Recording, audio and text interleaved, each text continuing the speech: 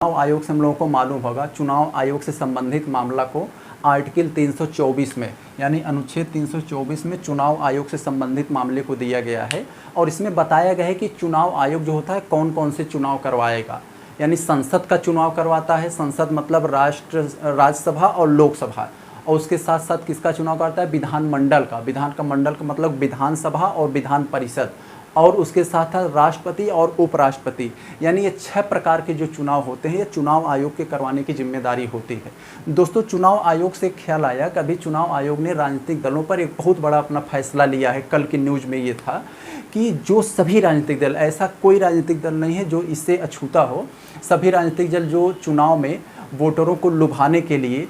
सत्ता में आने के लिए, अपनी तरफ वोट को खींचने के लिए जो मुफ्त की चीज़ें देने की बात करते हैं, हम ये आपको मुफ्त देंगे, ये देंगे, इसको कंट्रोल करने के लिए चुनाव आयोग ने राजनीतिक दलों पर बहुत बड़ा फैसला लिया है। उन्होंने राजनीतिक दलों को एक लेटर लिखा है, उसमें कहा कि आप जब भी जो है ये चुनाव के दौरान जो है घोषणा करते हो कि हम ये चीज़ फ्री देंगे, ये फ्री देंगे, तो उस फ्री देने का आपको तार्किक कारण बताना होगा कि आप ये फ्री की चीज़ों क्यों दे रहे हो। अगर दे रहे हो तो क्या सबको दोगे कि चुन चुन कर दोगे, अमीर गरीब, और दोगे तो कितना दोगे, कब तक दोगे, और जब जहाँ कहाँ से इसको दोगे, आप कहीं से कर्ज लोगे, कहीं से भीख मांगोगे, या फिर जनता का खून निचोड़ोगे, ये कहाँ से दोगे आप। और इसके साथ आपको ये बताना होगा कि जब आप दोगे तो इसके देश की अर्थव्यवस्था पर, आपके वित्तीय जो फाइनेंशियल सिस्टम पर कितना बड़ा बोझ बढ़ेगा, इसको आपको बताना होगा।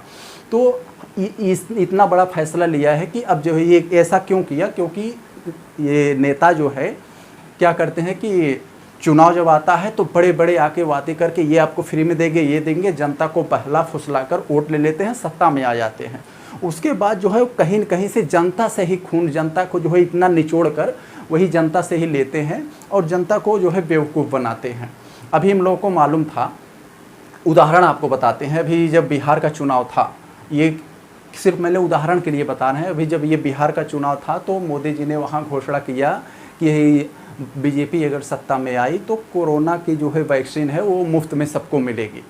तो अगर यह पहले लागू हुआ होता कि हाँ मोदी जी आप जो वैक्सीन दे रहे हो तो इसका आप तार्किक कारण बताओगे, जो फ्री में दोगे तो इसका आप तार्किक कारण बताइए, तो मोदी जी बताते कि हाँ भैया हम जो फ्री में वैक्सीन देंगे इसके लिए डीजल पेट्रोल को महंगा करेंगे, महंगाई बढ़ाएंगे, और तमाम तरह की देश की जो है संपत्ति है उसको बेचेंगे। तो जनता जो है सतर्क हो जाती है, कहे नहीं भैया आप जैसे है वैसे रहने दो, हम एक वैक्सीन खरीद कर अपना वैक्सीन लगवा लेने, आप इन सब से छेड़छाड़ मत करिए, जैसे चल रहा है वैसे चलने दीजिए। यानी फ्री में उन्होंने वैक्सीन तो दिया, उसके बदले डीजल पेट्रोल, अन्य तमाम के महंगाई और अन्य प्रकार के जो है जो डिमोनेटाइजेशन जो है देश की संपत्ति का विक्रय किया, इसका इसी से आया। उन्होंने अपने घर से तो देंगे नहीं। तो ये हुआ यहाँ पर, ऐसा नहीं कि सिर्फ बिहार में हुआ, ये बिहार में वैक्सीन देने की बात हुई, फिर यूपी में आए तो वहाँ पर अखिलेश यादव ने कहा कि हम सत्ता में आएंगे तो फ्री में लैपटॉप बांटेंगे। योगी जी ने कहा कि हम सत्ता में आए तो 2 करोड़ टैबलेट बांटेंगे।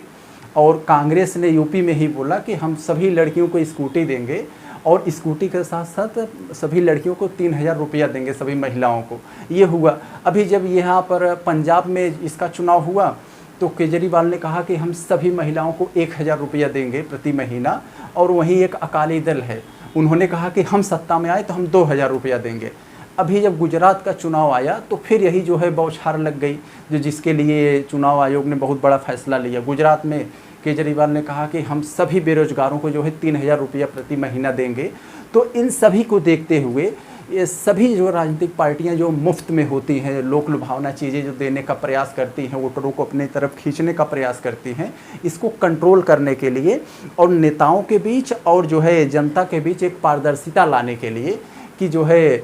नेता कोई भी जो बोल रहा है उसका तार्किक कारण क्या है, सही है गलत है, वो जो फ्री में देगा उसके बदले वो कहाँ से वसूलेगा, इसको जनता को जानकारी होनी चाहिए, जिससे जनता गुमराह न होने पाए। और जनता जब गुमराह नहीं होगी तो सही कैंडिडेट को अपने हिसाब से उसको चुनने का जो है मौका मिलेगा, जनता गुमराह नहीं होगी। तो ऐसी ही चीज़ें जो है अब क्या होगा, इससे जो चुनाव आयोग ने ये फैसला लिया कि ये जनता के और राजनेताओं के बीच में पारदर्शिता लाएगी, और जो भी